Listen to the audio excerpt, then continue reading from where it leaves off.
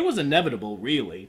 From inception until now, I would have to talk about what may be, what is the most influential anime block on American television.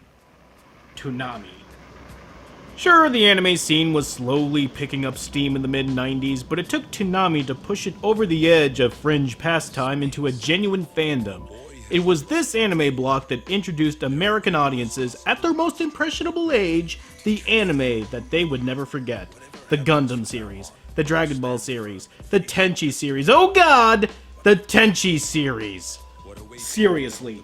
3 different interpretations of the exact same story. I've seen Marvel books with less confusing continuities. It was a sad day indeed when the block came to an end in 2008.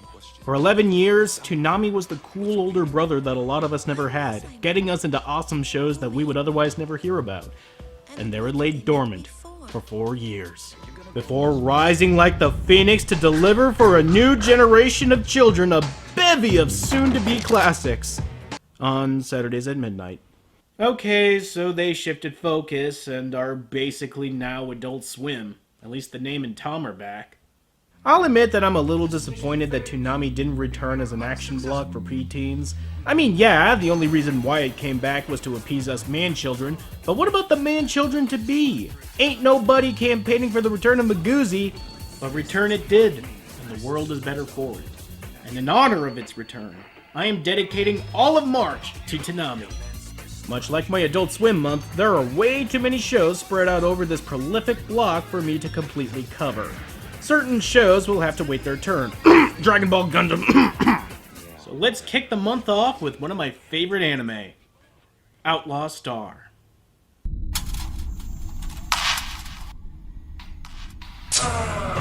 Well, strap yourselves in, faithful.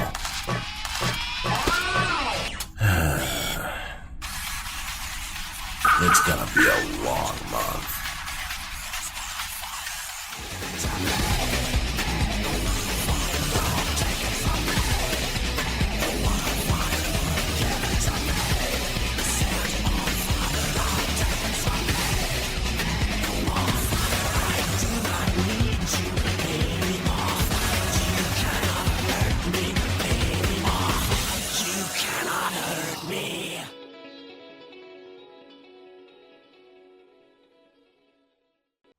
Of all the genres that anime touches upon, the one that seems to get the most attention and praise is easily science fiction.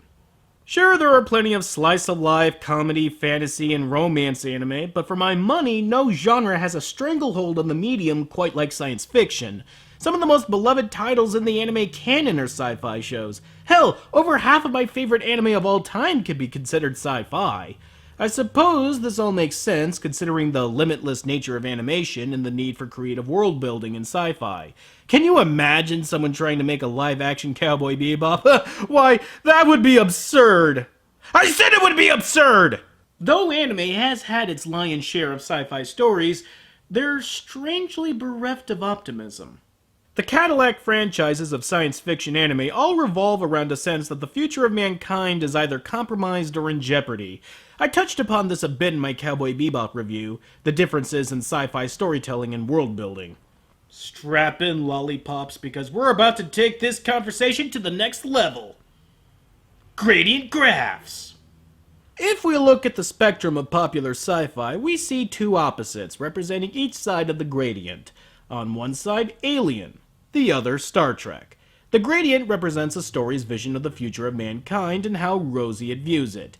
Star Trek is the ever-optimist. War is abolished, sentient races work together, and the only conflict arises from unknown forces that are encountered through exploration. Alien is the pessimist. Mankind barely made it into space, and only by the virtue of corrupt businesses and unethical private military contractors. Honestly, a killer alien attack would be a welcome reprieve from the daily drudgery of being under Weyland-Yutani's thumb. Between these two films lies every kind of sci-fi story ever told, including Outlaw Star, smack dab right in the middle. Outlaw Star presents a future too fantastical for the pessimist, but too fraught with danger for the optimist. It drives straight hard down the middle, and that's where it likes it. Outlaw Star is the Star Wars of anime, a futuristic thrill ride with fantasy overtones. It's like if somebody turned Luke Skywalker into Han Solo and then animated it. And it's just as awesome as that sounds. What do you think you're gonna be doing up there? Treasure hunting? Bounty hunting? Or are you just gonna be a romantic and look for adventure? No, pirate hunting. That's not possible. Yeah, I guess. I've never been up there. And I don't have a ship to call my own. Hey, don't get all serious on me. Right. Outlaw Star is the story of Gene Starwind, a freelancer who takes any job thrown his way if the money's right, or if bills need paying. Along with his Wonder Kid partner, Jim Hawking, the two encounter Hilda, a wanted space pirate that holds the key to unlocking the greatest treasure in all the galaxy. And this key walks. Okay, that did it! Gene, look at that! What the hell? What is it?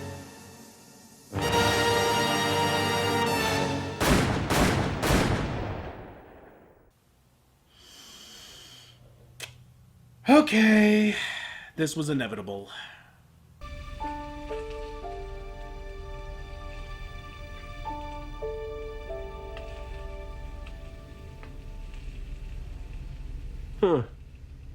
Listen, I know that Joss Whedon has said many times on the record that the similarities between Outlaw Star and Firefly are just coincidences. But come on! A fantastical future where a brash knave leads a ragtag team on an eponymously titled spaceship and who come across a woman hidden in a suitcase who was the subject of experimentation for the nefarious purposes of a secret cabal of CONFESS!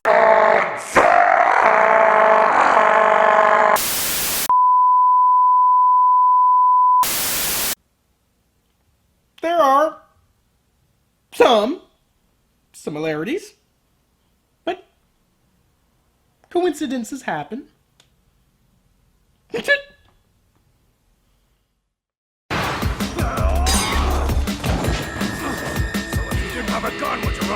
Only when I don't have one. Enemy abandoned. We'll return in a moment.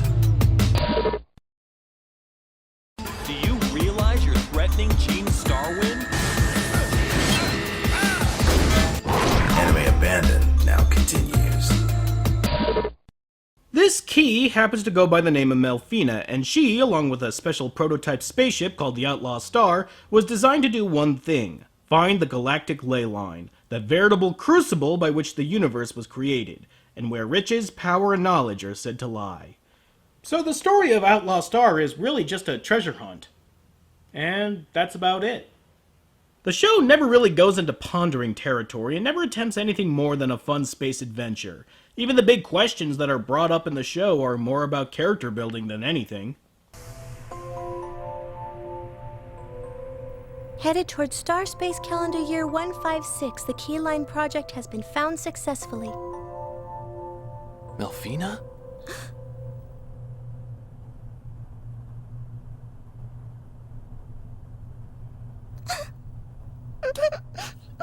Oh.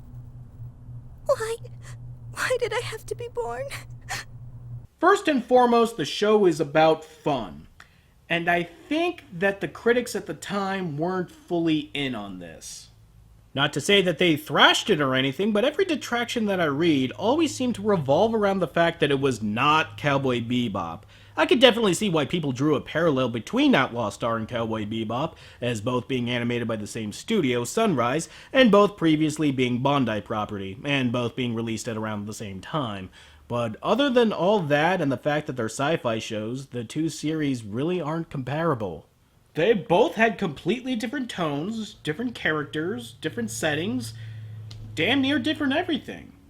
I think we were all a little spoiled by Bebop in that regard, as it became the sort of measuring stick of all anime that came out around the time. While it definitely deserves every bit of praise that it gets, it's not fair to all the other shows to be directly compared to it. Hearing backhanded criticisms like no competition for Cowboy Bebop in terms of style, content, or execution for Outlaw Star is disingenuous at best and wrong-headed at worst. You can argue that Bebop executed its intentions better than Outlaw Star did, but style and content, they're two completely different anime in those regards. Bebop was a jazz-fueled space romp that explored the complicated history of its main protagonist. Outlaw Star was a rock-infused space adventure where the main protagonist's history is brought up, but the emphasis is on what he is doing in the present. Just because the two shows are set in space doesn't mean you can fairly compare the two. Outlaw Star was first and always a space western, and it never deviated. Bebop was a series of homages that were daisy-chained together into one show. They are not the same. So we know what Outlaw Star is, but why is it so good? To be perfectly frank, it's because it doesn't take itself too seriously. Serious enough to have genuine character moments. Gene, take the gunner's chair. You mean me? I can fire that, but I won't hit anything. Just how long are you gonna keep whining? If I can't hit anything, I can't hit anything! You gonna just keep running away? Just keep running away? I'm not running.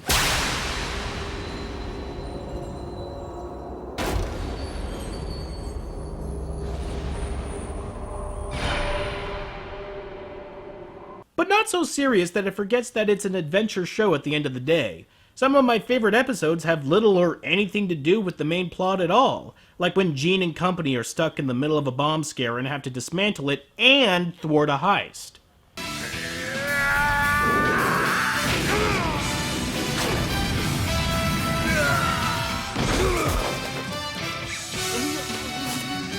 The countdown is over. Part of the charm of Outlaw Star is that you can watch any one of its episodes, regardless if you know anything about the series or not, and still be thoroughly entertained. The main antagonistic force of the show doesn't appear until halfway through the run, and once the first few episodes establish the main characters, it's off to the races for episodic fun. One doesn't really need to know too much about the characters to enjoy the episode.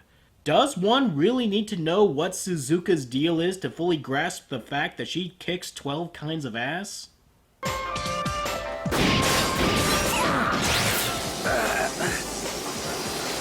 Does one have to know every little detail about Aisha to figure out that she's a hyperactive idiot that's also hyper-strong? This form here that can crush an entire human is usually kept in check for a reason. Its power is severely amplified by the phases of the planet's moon. Blue Heaven doesn't have a moon. Huh? Huh? Come to think of it, it doesn't. Idiot. Now run! Hey! Come back here! Oh! Hold it! No, because they're both entertaining characters in entertaining stories, and it doesn't need to be any more complicated than that. And that's what this series is, summed up in one word: uncomplicated. Not simple, uncomplicated. Gene, at the start of the series, has his personal demons, but he gets over them fairly quickly, and the show resumes as normal. Likewise, the other supporting characters have little character development or arc to speak of, but the show doesn't need it. It focuses on the happenings of the plot first and foremost, and lets these already developed characters and personalities play off each other. And that's a fairly bold step to take, all things considered. When your plot's endgame is the literal creation of the universe, it can be very easy to overwrite the characters. In my review of Evangelion, I talked about how the story kept focusing squarely on Shinji's character and past, when there are so many other more pressing matters in the plot, which only served to undermine the urgency of the end of the fucking world! On the other hand, Outlaw Star lets the plot speak for its story. Gene is certainly not a non-entity. He has agency, his actions have consequences, and his personality is stark and well-defined. It's just that the show cemented his place and character in the story before the cosmic bending plot took shape. We grow attached to Gene and his devil-may-care antics and heroics, and we want to see him get to the ley line and stop Lord Hazanko, a tyrant seeking the ley line to gain absolute power. Enough of this. Remember what I tell you, Melfida. You are the key sent to open the gate that lies here before you. As the Maiden of the Ley Line, you will pass along my prayers. Even though the show has its eyes set squarely on Endgame, it never allows itself to get too serious. like I said before, the show knows when to poke fun at itself. A clear example of this is one of the later episodes. An episode, by the way, that was banned from airing on Toonami. Hey, sweetie pie, why don't you come and play with us? This isn't hot. There is nothing that I find appealing about this. By the way, where's Gene? We haven't seen him. Huh? You can bet it's gotta be awfully serious then if that pervert isn't here. Do you need to ask why? The gang stops at a resort planet, hearing rumors that tucked away from the gaudy hotels and hot springs lies some Tao priest that can forge rare and powerful bullets for Gene's relic of a weapon, the caster gun. Something caused the mana, the mystical power of this planet, to vanish over time. We developed a technique of placing spells into cartridges. It was our attempt to extend what little power of the mana was left. That was how caster shells came into being. That gun, by the way, may be the single coolest fucking thing about this entire show. Gene hardly uses it since the ammo for it is so rare. So when he does, it's a special, explosive occasion. Eat this!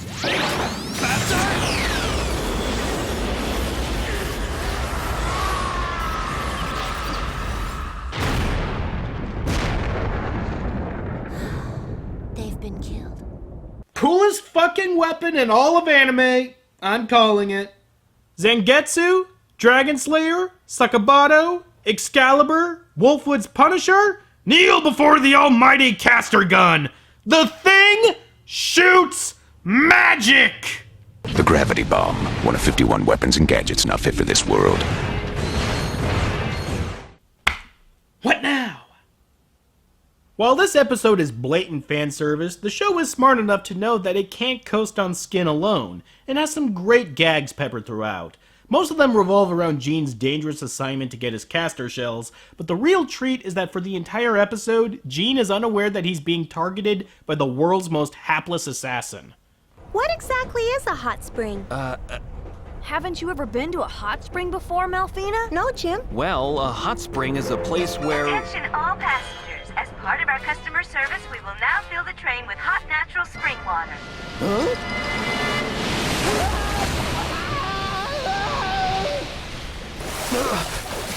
Well, this is sort of what a hot spring's like. Oh! I just can't watch Outlaw Star without cracking a smile. It's like anime Prozac. I tried my best to write this review without citing any specific moments in the series because I want everyone who sees this review and hasn't seen Outlaw Star to watch it. It's 26 episodes of action-packed, balls-to-the-wall, sci-fi adventure. It ain't complicated, it ain't thought-provoking, but goddamn is it fun. Well, continuing our loving look back at Toonami's past, let's shift our attention to the little shonen that could. Till next time.